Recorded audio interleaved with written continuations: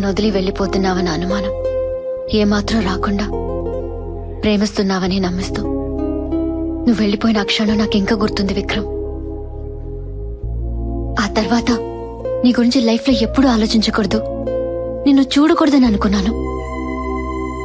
నువ్వు గుర్తొచ్చిన ప్రతిసారి నీలాంటి వాడిని ఎలా ప్రేమించానా అని నాకు నా మీద కోపం వచ్చేది, నీ మీద ద్వేషం ఎక్కువ అయ్యేది.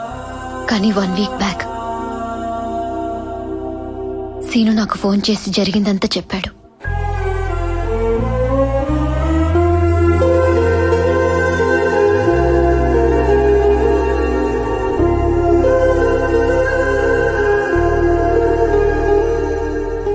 నా మనసులో అంత ద్వేషం ఉన్నా నేనెంత హ్యాపీగా ఎలా ఉంటున్నానో తెలిసేది కాదు. కానీ సీనుతో మాట్లాడాక అర్థమైంది, నిన్ను నేను ద్వేషించిన దానికన్నా నేను సంతోషంగా ఉండాలన్న నీ కోరిక చాలా గట్టిదని. ఎలా విక్రమ్, ఎవరైనా ఒక మనిషిని ఇంతలా ప్రేమించగలరా? ఈ 5 ఏళ్లు నా కోసం నిన్ను నువ్వు దూరం చేసుకున్నావా? నేను ఎలాగున్నాను అనే కదా నీ భయం? నేను సంతోషంగా ఉండాలనే కదా విక్రమ్ నువ్వు నాకు దూరమయ్యా. మరి ఆ సంతోషం చూడకుండానే పారిపోతావా?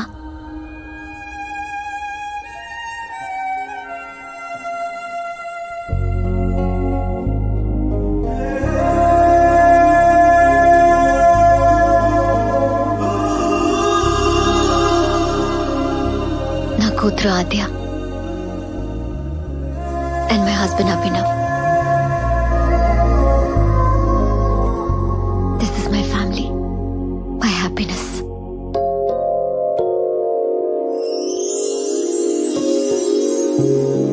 నువ్వేమిచ్చావో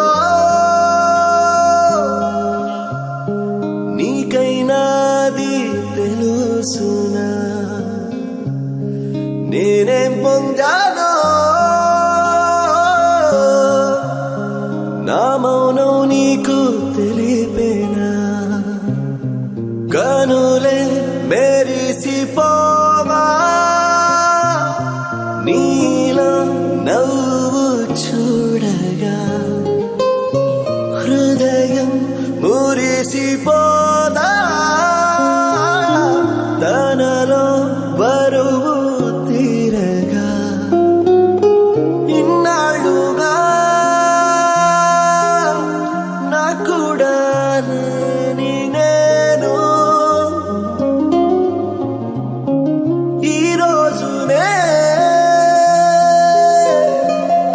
కొత్తగా జన్మించా నీలోని ఆనందమై.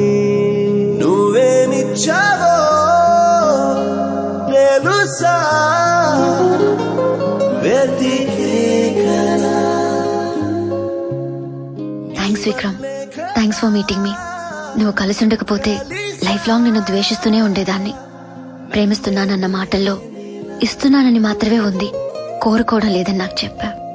నేనెంత సంతోషంగా ఉండాలని నువ్వు కోరుకుంటున్నావో అంతకన్నా ఎక్కువ సంతోషంగా నువ్వు ఉండాలని నేను కోరుకుంటున్నాను. Hope you make my wish true. నువ్వేమిచ్చావో